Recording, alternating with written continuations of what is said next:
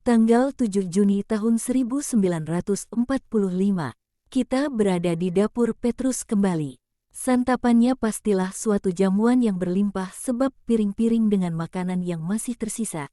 Daging, ikan, keju, buah-buahan kering dan kue madu sedang disusun pada semacam sebuah lemari makanan yang mengingatkan aku akan tempat adonan Tusken kita. Buyung-buyung dan cawan-cawan masih ada di meja. Istri Petrus pastilah sudah membuat mukjizat demi memuaskan suaminya, dan dia pastilah sudah bekerja keras sepanjang hari. Sekarang, letih namun bahagia, dia ada di pojok kecilnya mendengarkan apa yang dikatakan suaminya dan orang-orang lain. Dia mengamati Simonnya, yang, menurut pendapatnya, pastilah seorang hebat, bahkan meski suaminya itu agak penuntut, dan apabila dia mendengar suaminya mengucapkan kata-kata baru, sementara sebelumnya hanya dapat berbicara mengenai perahu, jala, ikan dan uang, dia mulai terkejap-kejap seolah dia silau oleh suatu terang yang kemilau.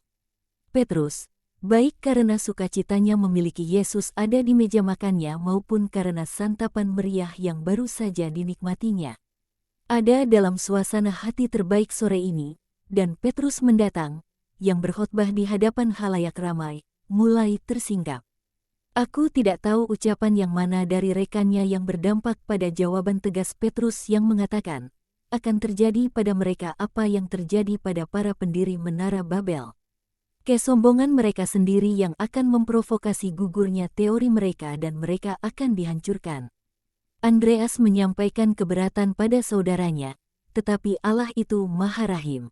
Ia akan mencegah kejatuhan itu demi memberi mereka waktu untuk memperbaiki jalan mereka. Janganlah percaya itu. Mereka akan memahkotai kesombongan mereka dengan dakwaan-dakwaan palsu dan aniaya. Oh, aku sudah dapat melihatnya. Mereka akan menganiaya kita untuk membubarkan kita sebagai saksi-saksi yang tidak menyenangkan. Dan sebab mereka menyerang kebenaran dengan memasang perangkap untuknya, Allah akan membalas dan mereka akan binasa. Akankah kita memiliki kekuatan untuk bertahan? Tanya Thomas. Yah, mengenai aku tidak akan memilikinya. Tapi aku mengandalkan dia, dan Petrus mengangguk pada sang guru yang mendengarkan dan diam. Kepalanya sedikit condong, seolah ia hendak menyembunyikan wajahnya yang mengerti. Aku pikir bahwa Allah tidak akan menempatkan kita pada pencobaan-pencobaan yang di luar kekuatan kita, kata Matius. Atau ia akan setidaknya menambah kekuatan kita sebanding dengan pencobaan-pencobaan. Yakobus Alfeus menyimpulkan, ia telah melakukannya. Aku dulu kaya dan berkuasa.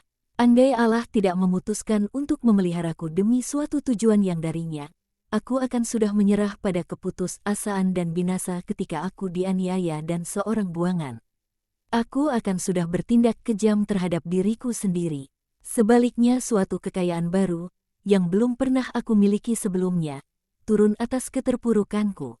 Kekayaan dari suatu keyakinan, Allah ada. Pertama, Allah. Ya, aku percaya, aku dulu seorang Israel yang beriman. Tapi imanku adalah iman formalisme. Dan aku dulu berpikir bahwa ganjaran dari imanku selalu lebih rendah dari keutamaanku. Aku merasa bebas berdebat dengan Allah sebab aku merasa bahwa aku masih seseorang di dunia. Simon Petrus benar, aku juga membangun suatu menara Babel dengan memuji diriku sendiri dan memuaskan egoku. Ketika semuanya jatuh sekelilingku dan aku menjadi seperti seekor cacing yang diremukkan oleh beban dari segala kesia-sian manusiawi ini, maka aku tidak lagi berdebat dengan Allah, melainkan dengan diriku sendiri, dengan diriku yang bodoh dan aku berakhir dengan menghancurkannya. Dan sementara aku melakukannya, dengan membuat ruang untuk apa yang aku pikir adalah Allah imanen, Latin, tinggal dalam. Allah hadir dimanapun dan dalam segala sesuatu, dalam keberadaan duniawi kita. Aku memperoleh suatu kekuatan dan kekayaan baru, keyakinan bahwa aku tidak sendirian dan bahwa Allah memelihara manusia yang dikalahkan oleh manusia dan oleh kejahatan. Menurutmu, apakah Allah imanen dalam keberadaan duniawi kita, seperti yang kau katakan? Apa maksudmu? Aku tidak mengerti dan aku pikir itu adalah bid'ah. Allah adalah yang Maha Esa yang kita kenal lewat hukum dan para nabi.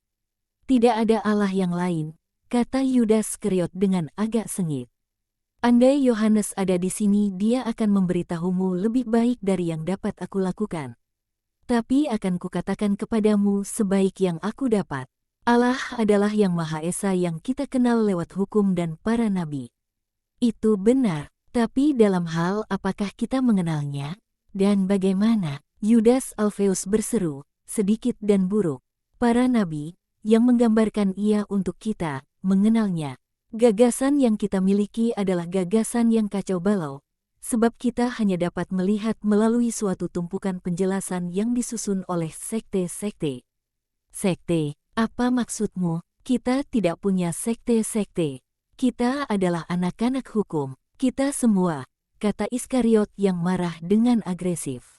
Anak-anak hukum-hukum, bukan hukum. Ada sedikit perbedaan. Jamak, bukan tunggal. Dalam kenyataan sebenarnya, kita adalah anak-anak dari apa yang kita ciptakan, bukan lagi dari apa yang Allah berikan kepada kita, jawab Pedastades. Tetapi hukum-hukum itu berasal dari hukum, kata Iskariot. Juga penyakit berasal dari dalam tubuh kita. Tapi itu tidak berarti bahwa penyakit itu baik, jawab Thades. Tapi biarkan aku mendengar apa itu Allah imanennya Simon Zelot. Iskariot, yang tidak dapat berargumensi melawan perkataan Yudas Alfeus, berupaya untuk membawa diskusi kembali ke asal diskusi dimulai. Simon Zelot mengatakan, pikiran kita membutuhkan suatu istilah untuk menangkap suatu gagasan. Tiap-tiap dari kita, yang aku maksudkan adalah kita orang-orang beriman, percaya, melalui keutamaan iman, akan Allah yang Maha Tinggi dan Pencipta, Allah yang kekal, yang di surga. Tapi setiap makhluk membutuhkan lebih dari sekedar iman yang murni dan tak berwujud, yang cocok dan mencukupi bagi para malaikat yang melihat dan mengasihi Allah secara rohani, sebab mereka berbagi bersamanya suatu kodrat rohani dan dapat melihat Allah. Kita harus menciptakan suatu gambaran Allah bagi diri kita sendiri, suatu gambaran yang dibuat dengan ciri-ciri khas esensial yang kita anggap berasal dari Allah, guna memberikan suatu nama pada kesempurnaan mutlaknya yang tak terhingga. Semakin suatu jiwa berkonsentrasi, semakin jiwa berhasil dalam mencapai suatu pengetahuan tepat akan Allah. Itulah apa yang aku katakan, Allah yang imanen. Aku bukan seorang filsuf. Mungkin aku memakai kata itu secara salah. Singkatnya, aku pikir bahwa Allah yang imanen adalah merasakan, melihat Allah dalam roh kita, merasakan dan melihatnya bukan lagi sebagai suatu gagasan abstrak, melainkan sebagai suatu kehadiran nyata, yang memberikan kekuatan dan suatu kedamaian baru pada kita. Baik, tapi, singkatnya, bagaimana kau merasakannya? Apa beda antara merasakan dengan iman dan merasakan dengan imanensi? Tanya Iskariot agak ironis. Allah itu keselamatan, bocah. Apabila kau melihatnya, seperti dikatakan Simon, melalui kata itu, yang tidak aku mengerti secara harafiah, tapi aku mengerti rohnya, dan percayalah padaku. Masalahnya adalah bahwa kita mengerti hanya secara harafiah dan kita tidak mengerti roh dari perkataan Allah. Itu berarti bahwa kau dapat menangkap gagasan dari kemuliaan yang luar biasa. Tapi juga kebapaan yang termanis dari Allah. Itu berarti bahwa, andai seluruh dunia menghakimi dan mengutukmu secara tidak benar, kau akan merasa bahwa ia saja, ia, yang kekal, yang adalah Bapamu, tidak menghakimimu, melainkan mengampuni dan menghiburmu. Itu berarti bahwa, andai seluruh dunia membencimu, kau akan merasakan dalam dirimu suatu kasih yang lebih besar dari yang dapat ditawarkan dunia ini.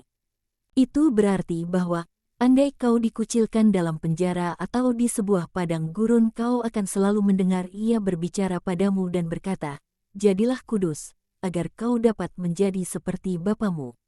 Itu berarti bahwa demi kasih sejati kepada Bapa dan Allah ini, yang setidaknya kau rasakan seperti itu, kau menerima, bekerja, datang dan pergi tanpa menghiraukan pemikiran manusia manapun, sebab kau hanya peduli untuk membalas kasih dengan kasih dan untuk mengkopi Allah sebanyak mungkin dalam perbuatan-perbuatanmu. Kata Petrus, kau sombong, mengkopi Allah. Kau tidak berhak, maklum Iskariot. Itu bukan kesombongan, kasih menghantar pada ketaatan. Mengkopi Allah tampak bagiku sebagai suatu bentuk ketaatan sebab Allah mengatakan bahwa Ia menjadikan kita seturut gambar dan citranya sendiri, jawab Petrus. Ia menjadikan kita tidak boleh naik lebih tinggi. Kau seorang yang kasihan dan malang, bocahku, jika itu adalah apa yang kau pikirkan. Kau lupa bahwa kita jatuh dan bahwa Allah menghendaki untuk membawa kita kembali ke martabat kita sebelumnya. Yesus mulai berbicara, bahkan terlebih lagi, Petrus, Yudas dan kalian semua. Bahkan terlebih lagi dari itu, kesempurnaan Adam masih terbuka pada penyempurnaan diri melalui kasih, yang akan dapat menjadikannya suatu gambaran yang terlebih tepat dari penciptanya. Adam yang tanpa noda dosa akan menjadi suatu cermin paling berkilau dari Allah.